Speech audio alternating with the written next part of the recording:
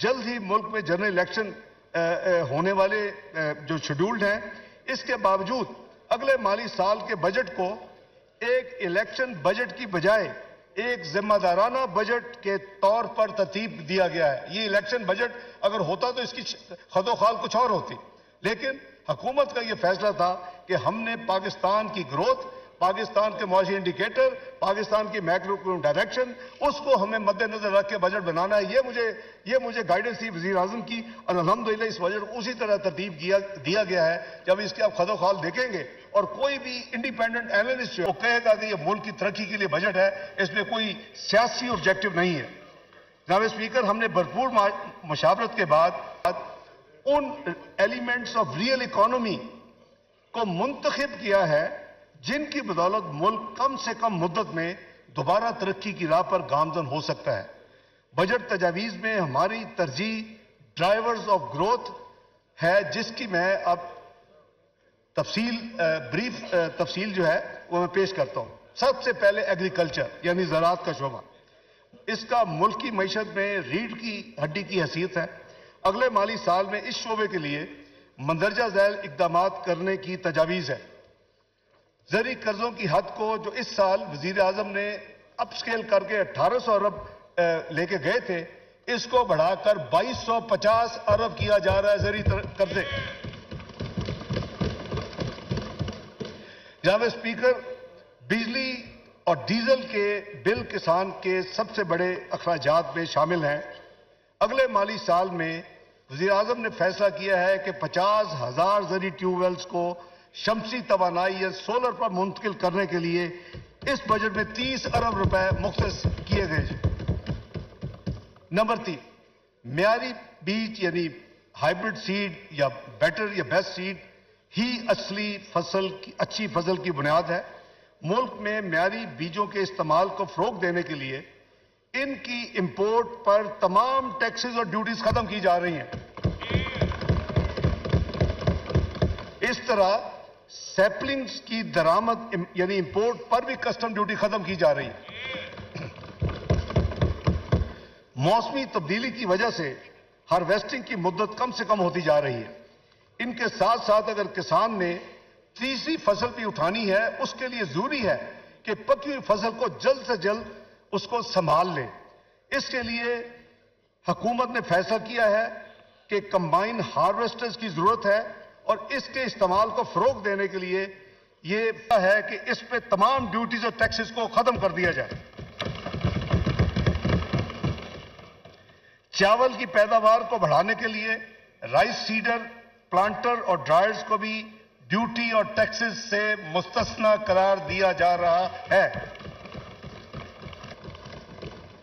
جناب speaker, agro industry یعنی agriculture سے جو انڈسٹری ریلیٹ کرتی ہے، یہ دیہی معیشت میں انقلاب لانے کی صلاحیت رکھتی ہے۔ بجٹ میں ایگرو انڈسٹری کو وزیر اعظم کی ڈائریکشن پہ کنسیشنل لونز کے لیے ایک اسکیم متعارف کی جا رہی ہے، اور اس کے لیے جو فرق ہوگا انٹرسٹ، اس کے لیے 5 ارب روپے کی ایلوکیشن اس بجٹ میں رکھی گئی ہے۔ جناب اسپیکر، زرعی اجناس کی اصل ویلیو ایڈیشن ان کی پروسیسنگ میں ہے۔ اس میں اجناس بالخصوص پھل اور سبزیوں کے ضائع ہونے کا احتمال بھی کم کیا جا سکتا ہے۔ اس کے علاوہ فوڈ پروسیسنگ یونٹس روزگار کے مواقع بھی فراہم کرتے ہیں۔ اس تناظر میں یہ فیصلہ کیا گیا ہے کہ دیہی علاقوں میں لگائے جانے والے تمام ایگرو بیسڈ یونٹس جو انڈسٹریل یونٹس ہوں گے، جن کا سالانہ ٹرن اوور پہلے بہت تھوڑا تھا، وہ پہلے 25 کروڑ تھا، 80 کروڑ روپے تک ہوگا، ان کے تمام ٹیکسز 5 سال کے لیے ایگزمپٹ ہوں گے۔ جناب اسپیکر، اسی طرح بزنس اور ایگریکلچر لون سکیم متعارف کی جا رہی ہے۔ یہ جو P M youth business and agriculture loan scheme ہے، اس کے تحت چھوٹے اور درمیانے درجے کے آسان قرضوں کو جائے گا، اور اس مقصد کے لیے اگلے مالی سال میں یعنی 2023-24 میں مارک اپ سبسڈی کے لیے، کیونکہ یہ کنسیشنل اور سستے ہیں، تو حکومت پاکستان اس کا ڈفرینشل پھر پے کرتی ہے۔ اس کے لیے اس بجٹ میں 10 ارب مختص کیے جا رہے ہیں۔ درآمدی یوریا کھاد جو ہے، اس اس پر سبسڈی کے لیے اگلے سال بھی $6 ارب ایلوکیٹ کیے جا رہے ہیں۔ جناب اسپیکر، پیداواری صلاحیت میں اضافے کے لیے چھوٹے کسانوں کو کم مارک اپ پر یعنی کم منافع پر صوبائی حکومتوں کی شراکت سے قرضہ جات فراہم کیے جائیں گے۔ اس بات میں حکومت نے فیصلہ کیا ہے کہ $10 ارب کی خطیر رقم مختص کی جائے جو کہ اس کے بجٹ میں ایلوکیٹڈ ہے۔ یہ جناب میں نے یہ جو آپ کو اتنی لمبی لسٹ ایگریکلچر کے بارے میں دی ہے، میں سمجھتا ہوں کہ اللہ کے فضل و کرم سے وزیر اعظم کی جو ویژن ہے اور جو اس حکومت کا ایک پلان ہے، اللہ نے چاہا تو اس کے بڑے جلدی، کیونکہ یہ ایک ایسا سیکٹر ہے آپ کو بہت جلد آپ کو ڈیویڈنڈ ملتے ہیں۔ اس کی جو گیسٹیشن پیریڈ ہے وہ مہینوں میں ہے، وہ سالوں میں نہیں ہے جیسے کہ انڈسٹری لگانے میں 2-3 سال لگ جاتے ہیں۔ تو انشاءاللہ پاکستان کو ان تمام اقدامات جو کہ کابینہ نے منظور کی ہے، وزیر اعظم شہباز شریف کی انیشیٹو تھے، آج کی منظوری کے بعد میں یہ پیش کر رہا ہوں۔ تو دوسرا جو میجر جو سیکٹر ہے جس میں یہ حکومت سمجھتی ہے کہ پاکستان بڑا لیپ فارورڈ بڑی تیزی سے ترقی کر سکتا ہے، وہ انفارمیشن ٹیکنالوجی اور انفارمیشن ٹیکنالوجی کے enabled services, I T and I T enabled services. میں اس حوالے سے چند گزارشات کرنا چاہتا ہوں کہ یہ حکومت اس حوالے سے کیا کرنے جا رہی ہے۔ آئی ٹی اور آئی ٹی انیبلڈ سروسز معیشت کی سب سے تیزی سے ترقی کرنے والے شعبوں میں سے ایک ہے اور اس کی ایکسپورٹ میں نمایاں اور ان کی برآمدات میں نمایاں حصہ ہے۔